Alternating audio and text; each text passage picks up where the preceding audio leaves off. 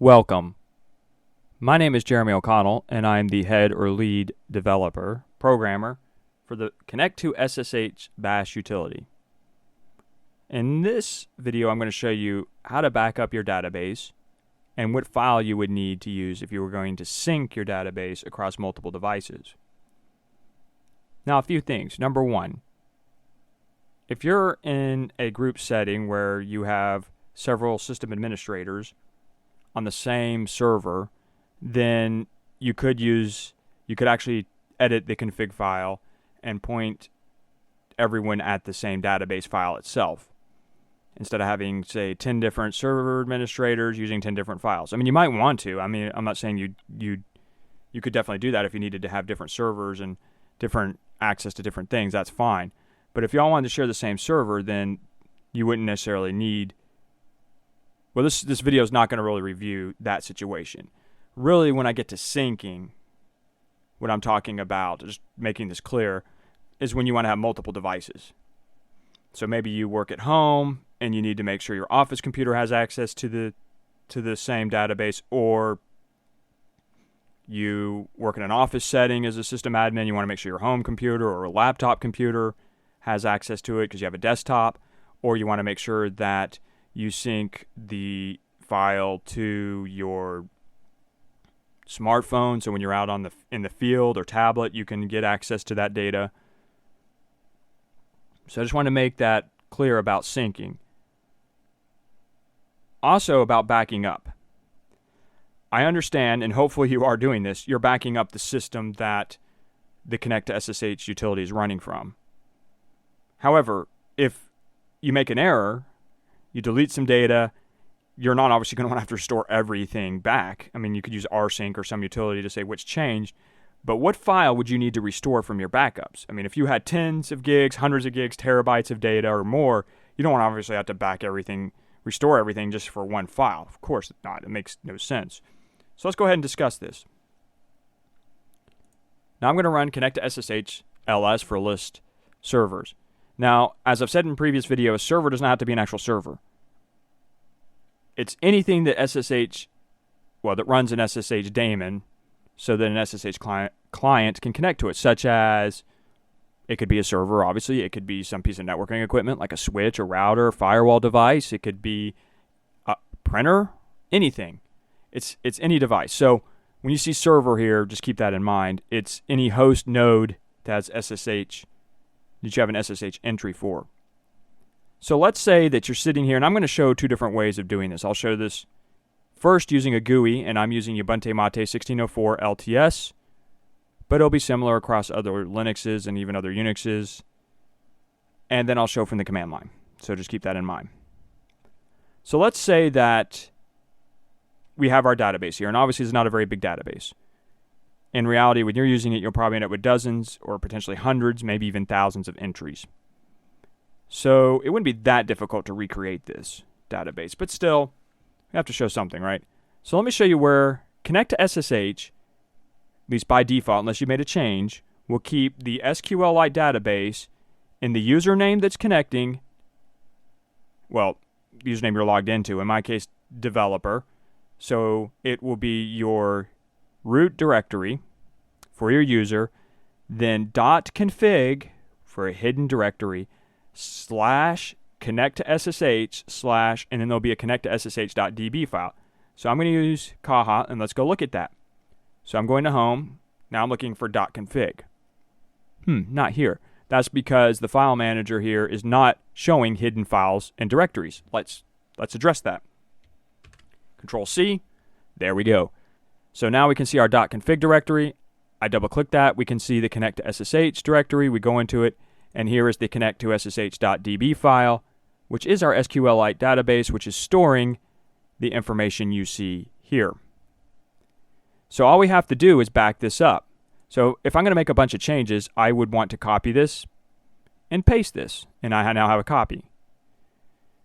That way, if say I'm going to make a bunch of edits to accounts or something, I mean a whole bunch, I might want to do this because that way if I goof and go to the wrong thing, I can quickly restore it, which we'll do in just a moment.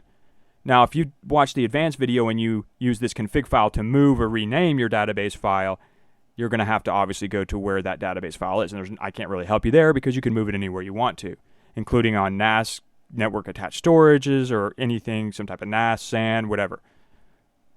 But the bottom line is you need to go to your SQLite database. And this is what you would back up.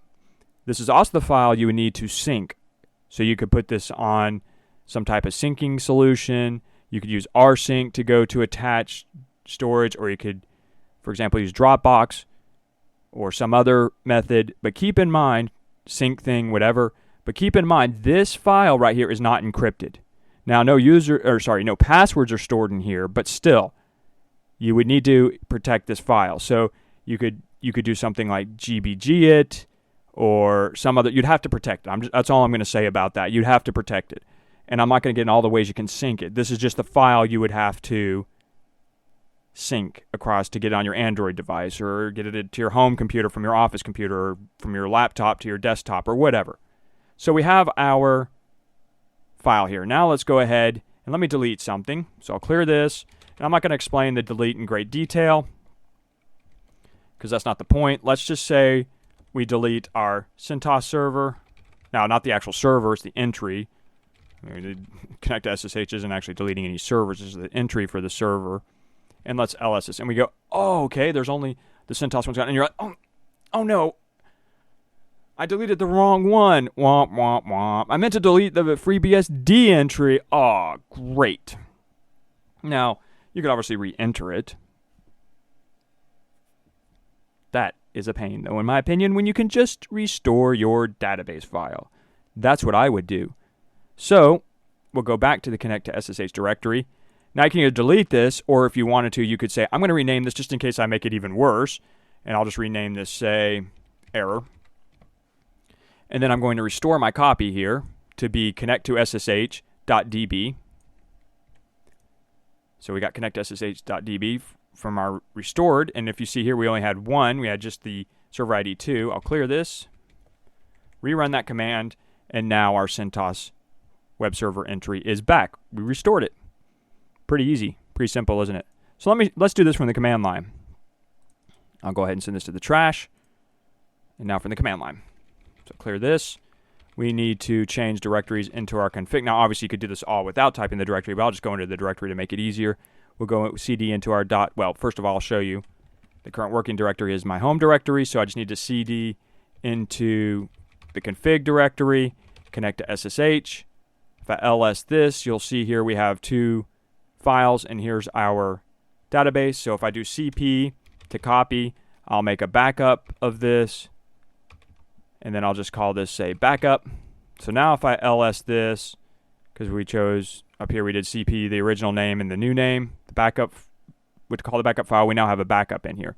So let me go ahead and delete, I'll delete the FreeBSD entry this time. So ID, delete 2, type in yes, clear.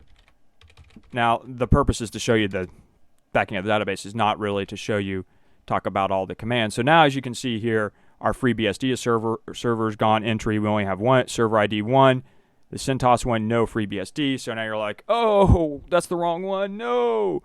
So let's restore that from the command line. Once again, we'll keep a backup copy in case we make it worse. We'll just call this .error. So now if we ls this, you'll see that we have our error here. So now all we have to do is restore this backup to the original file name. So we'll go move connect2ssh.db bk, and then we'll just put this back and rename it back to connect2ssh.db. So now if I ls this, we now have our connect2ssh.db, which is our original file from our backup. And now if I run the same command again, the connect2ssh, helps if you spell it right, of course, and then do an ls, now you see here we have our CentOS server and we have our FreeBSD server entry as well. So we've restored the database. And that's all there is to it. And periodically you probably should go ahead and make an extra copy or two here and there. I mean, it's up to you when and how often you need to do it. If you're putting in a lot of data, you might want to keep multiple snapshots or revisions of it. Certain file systems make that easier than others. And I would also look at potentially encrypting this file if you're in a sensitive environment. because no encryption, even though no passwords are stored, still, if someone got a hold of this file, they'd be like, oh, here's all the servers this person connects to. And again, a server could be networking gear as well. So I would still recommend that you, if you're going to share this in a bigger environment or over the internet, I would look at some type of encryption scheme. And you could actually encrypt it before you or after you finish using it, encrypt it so that when it's just sitting on your system not being used, it's encrypted. And then you have to enter, say, like a GBG key or something like that. Or GPG. Yeah, the key there to then decrypt that. May have said that incorrect. It says GPG. So if I used a B, I apologize. Anyway, that's how easy it is. It's pretty simple. So I'll see you in the next video.